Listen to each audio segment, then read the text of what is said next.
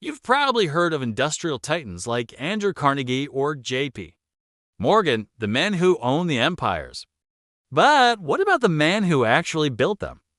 The one who walked the factory floors, who understood the fire of the furnaces, and who scaled up America's industrial might like no one else. This isn't the story of a founder.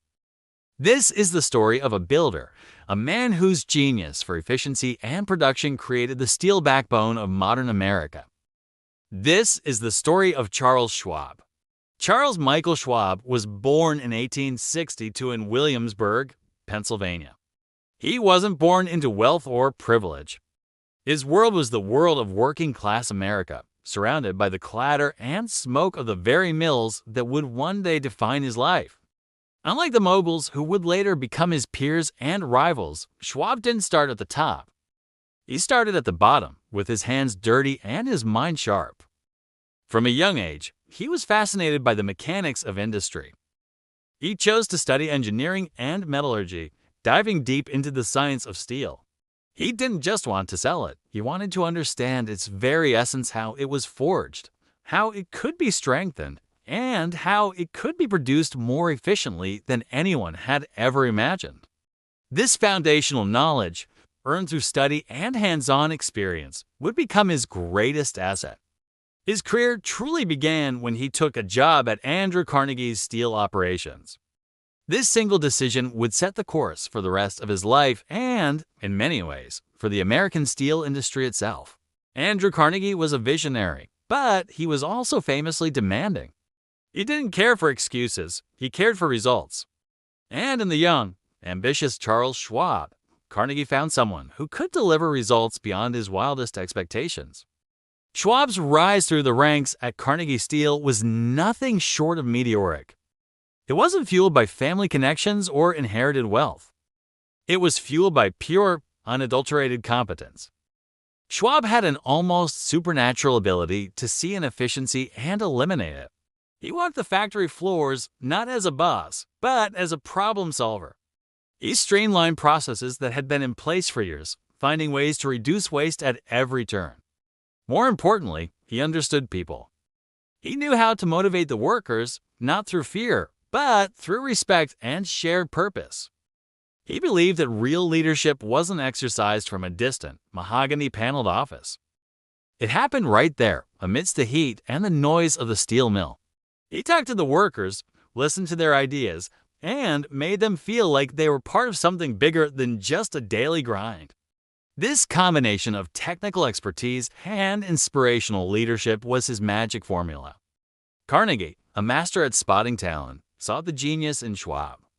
By the late 1890s, in a move that shocked many, Carnegie appointed Schwab as the president of the entire Carnegie Steel Company. Schwab was still a young man, but he was ready. Under his leadership, the company entered a golden age. Production numbers didn't just climb, they soared to unprecedented heights. Costs, which had always been a primary concern for Carnegie, plummeted. And as a result, profits exploded. Schwab was a relentless modernizer. He wasn't afraid to take risks on new, unproven technologies. While competitors were hesitant, Schwab championed the adoption of innovations like the open hearth furnace, which allowed for the production of higher quality steel in massive quantities. His philosophy was simple: scale. Everything had to be bigger, faster, and cheaper. He pushed for larger furnaces, faster rolling mills, and a seamless flow of production that minimized downtime and maximized output. He turned steelmaking from a craft into a science of mass production, lowering the cost per ton to a point that his competitors simply couldn't match. His success made him the undisputed king of steel production. So, when the legendary financier J.P. Morgan decided to consolidate the entire American steel industry into one colossal entity, there was only one man he trusted to orchestrate the deal and run the resulting behemoth. That man was Charles Schwab. Schwab famously acted as the intermediary between the reluctant Andrew Carnegie and the ambitious Morgan. In 1901, the deal was done. Carnegie Steel was sold and merged with its rivals to form U.S. Steel, the world's first ever billion-dollar corporation. And its first president, Charles Schwab. He was at the pinnacle of the industrial world. Yet, Schwab was not a man who enjoyed sitting still. He was a builder, an innovator, a risk-taker. The corporate culture at U.S. Steel, dominated by J.P. Morgan's cautious bankers, began to suffocate him. The bankers prized stability, control, and predictable dividends. Schwab, on the other hand, believed in constant growth, aggressive investment, and pushing the boundaries of what was possible. The clash was inevitable. He found the bureaucracy and the risk-averse nature of the board to be a cage. So, he did the unthinkable. He walked away. Leaving the presidency of the largest corporation on Earth, Schwab decided to start again. He took control of a smaller, struggling company called Bethlehem Steel. And it was here, at Bethlehem, that Charles Schwab would build his true legacy. Free from the constraints of Morgan's bankers, he poured all his energy, genius, and ambition into transforming Bethlehem into an industrial powerhouse that would rival, and in some ways surpass, his old company. At Bethlehem, Schwab's vision ran wild. He specialized in creating the biggest, most complex steel products the world had ever seen. The company became famous for its structural steel, which formed the skeletons of a new generation of American skyscrapers that were reaching for the heavens in cities like New York and Chicago. Bethlehem Steel built the bridges that span the nation's great rivers, connecting the country in new ways. Crucially, Schwab also turned Bethlehem into a vital arm of the American military. The company became a premier manufacturer of armor plate, heavy artillery, and entire warships. During World War I, Bethlehem Steel was an indispensable arsenal for the Allied forces, producing ships, cannons, and munitions at a staggering rate. Schwab's efficiency and scale, once used to build a nation's infrastructure, were now being used to defend it. American power in the 20th century was, in no small part, forged in the furnaces of Bethlehem Steel. Schwab was a master of his professional domain. He was disciplined, focused, and brilliant. But the same discipline did not extend to his personal life. As his wealth and fame grew, so did his penchant for extravagance. He built a 75-room mansion in New York City, a palace on the Hudson that was one of the grandest private residences ever constructed in America.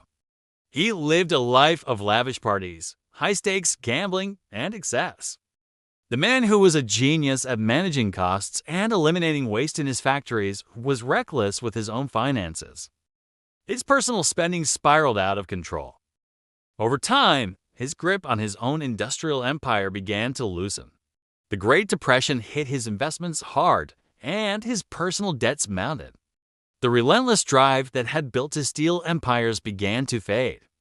He eventually lost control of Bethlehem Steel, the company he had built into a global force. His vast fortune evaporated. When Charles Schwab died in 1939, he was nearly bankrupt. The man who had once been one of the richest in the world died with enormous debts. It was a tragic end for a man of such immense talent. But his true wealth was never in his bank account. His legacy was etched in steel across the American landscape. It was in the towering skyscrapers that defined the modern city skyline. It was in the industrial systems and the principles of efficiency that became the blueprint for mass production worldwide. It was in the military might that helped shape the course of the 20th century. Charles Schwab didn't invent the Bessemer process, and he didn't discover steel. But he took massive industrial ideas and made them work on a scale that was previously unimaginable. He perfected the art and science of how America made steel, and in doing so, he helped build the modern world. He was the ultimate builder. Thanks for watching. If you found this story fascinating, please hit the like button and subscribe for more stories about the hidden figures who shaped our history. See you next time.